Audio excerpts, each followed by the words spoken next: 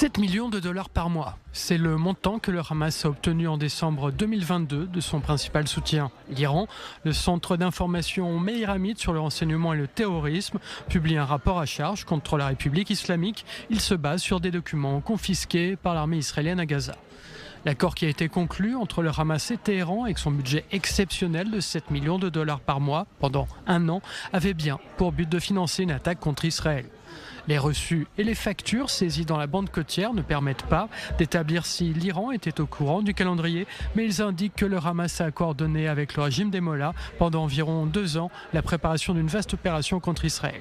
Ensemble, les dirigeants du Hamas, du Hezbollah et de l'Iran se préparaient à la fois stratégiquement et tactiquement à agir contre leur ennemi commun. La République islamique a également entraîné les terroristes du Hamas à l'utilisation de drones dans une unité sous la supervision directe de Yahya Sinwar, à l'époque chef de la branche militaire de l'organisation terroriste. Les membres de l'unité spéciale étaient envoyés secrètement en Iran pour y recevoir une formation avancée, preuve de plus de la coopération en coulisses entre l'Iran et le Hamas pour mener des attaques contre Israël. En 2022, Téhéran favorise l'installation d'une branche du Hamas au Liban, objectif créer une petite armée de 10 000 terroristes qui auraient rejoint la force Radouane du Hezbollah. Téhéran s'est implanté à Gaza, non seulement par son financement du Hamas, mais aussi par les subventions que l'Iran distribue aux autres organisations terroristes et aux associations caritatives et éducative.